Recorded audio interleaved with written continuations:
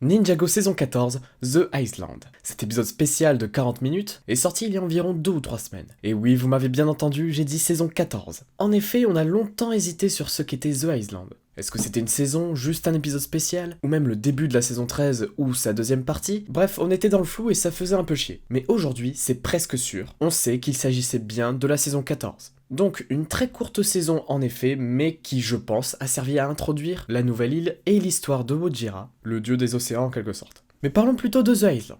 Donc, comme je l'ai dit, la saison 14 servira à introduire sûrement une nouvelle trilogie de saisons ou une nouvelle partie de l'histoire de Ninjago qui va être centrée alors sur les océans et le dieu Wojira. Ça, on est sûr normalement. L'épisode commence sur Misako, Wu et Clutch Powers qui s'introduisent dans l'île et disparaissent mystérieusement. Les ninjas vont en être alertés et vont demander l'aide à un rescapé de l'île, appelé Tim le Toqué. Jusque-là, je dirais que tout va bien, même si je trouve que ces événements s'enchaînent bien trop vite, mais ça, c'est mon avis personnel. Donc ensuite, les ninjas vont sur l'île, ils croisent les statues maléfiques et se font capturer, sauf Lloyd et Tim le Toqué, qui vont donc essayer d'aller libérer les autres ninjas qui, en même temps de se faire capturer, ont trouvé Wu, Misako et Clutch Powers dans la prison. Donc cette prison qui est dirigée par les gardiens de l'île. L'intrigue est plutôt basique ici, mais elle marche bien. Il n'y a pas vraiment de moment où on s'ennuie en fait. Sur le plan technique, l'animation est, comme on l'a vu dans le trailer, très réussie. Le mouvement de l'eau est vraiment très beau, on voit vraiment qu'ils ont travaillé ça. Ensuite, on voit les gardiens de l'île en entier, qui vont présenter leur histoire. Je l'ai trouvé assez cool en vrai, il y avait même une référence au premier maître du Spinjitzu, mais j'aurais quand même aimé avoir quelques flashbacks de ce moment-là, histoire d'être un peu plus immergé dans l'histoire. Et puis il y a un point qui m'a absolument pas plu à ce moment de l'histoire, c'est Clutch Powers. Dites-moi si je me trompe, mais je ne me souvenais pas que c'était un voleur égoïste en fait. Il était un peu narcissique, oui, mais assez intelligent pour ne pas trop se mettre en danger. Et ici, c'est exactement ce qu'il fait en essayant de voler l'amulette plusieurs fois. En fait, ce détail nous fait un peu détester le personnage. C'est vraiment dommage de lui avoir donné ce rôle-là et d'avoir un peu changé le caractère du personnage parce que je pense qu'il n'était pas du tout comme ça à la base. Enfin, dans mes souvenirs en tout cas. Et là, les scénaristes ont préféré lui donner le rôle du méchant entre parenthèses qui pense qu'à lui et qui est prêt à voler des trucs même s'il met en danger les autres. Et je trouve ça vraiment dommage, mais bon, c'est pas grave. Ensuite, l'histoire continue. Jay est donné en sacrifice au soi-disant dieu Wojira. Les ninjas ne vont malheureusement pas réussir à le sauver à temps, et Jay sera capturé par Wojira. Puis à partir de là, on va apprendre que les gardiens de l'île sont en réalité gentils et qui voulaient juste protéger leur amulette, comme ils l'ont promis au premier maître du Spinjitzu.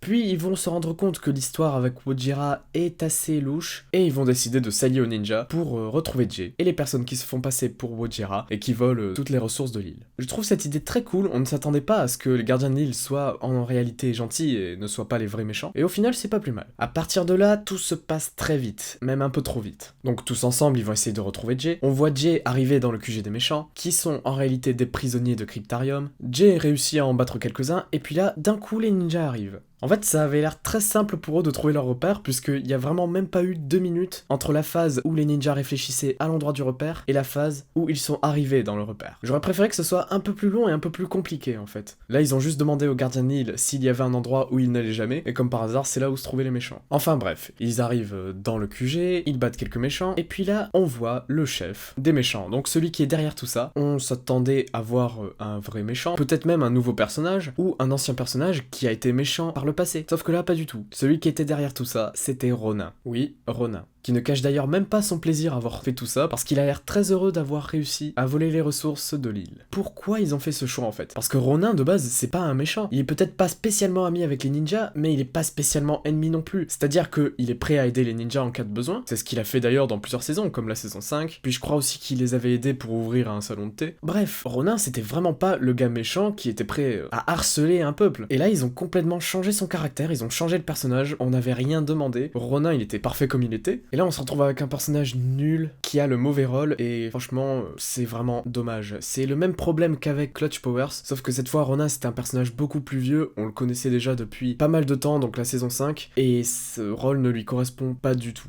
Il y avait des dizaines d'autres personnages qui pouvaient le remplacer, mais pour une raison inconnue, les scénaristes ont fait ce choix, et c'est vraiment le mauvais choix. Bref, cette saison est plutôt courte, assez bien en vrai quand même si je suis très déçu par le changement de certains personnages et par certaines actions qui s'enchaînent un peu trop vite. Sinon, on peut déjà remarquer un progrès technique au niveau de l'animation, comme l'animation de l'eau, ce qui est plutôt bien parce que la saison 15 se passera dans l'eau, et j'ai hâte de voir ce que ça donnera. Et en parlant de ça, il y a évidemment un petit teaser à la fin de la saison 14, où l'on voit le dieu Wojira qui ressemble à un espèce de dragon sous l'eau, en train de dormir au fond de l'océan, l'océan, ce qui nous indique clairement qu'il reviendra dans les prochaines saisons. Bref, c'est la fin de cette vidéo, j'espère qu'elle vous aura plu. N'hésitez pas à vous abonner et à donner votre avis sur la saison dans les commentaires. Activez bien la cloche de notification pour ne rien manquer. Je vous dis à la prochaine pour de nouvelles vidéos.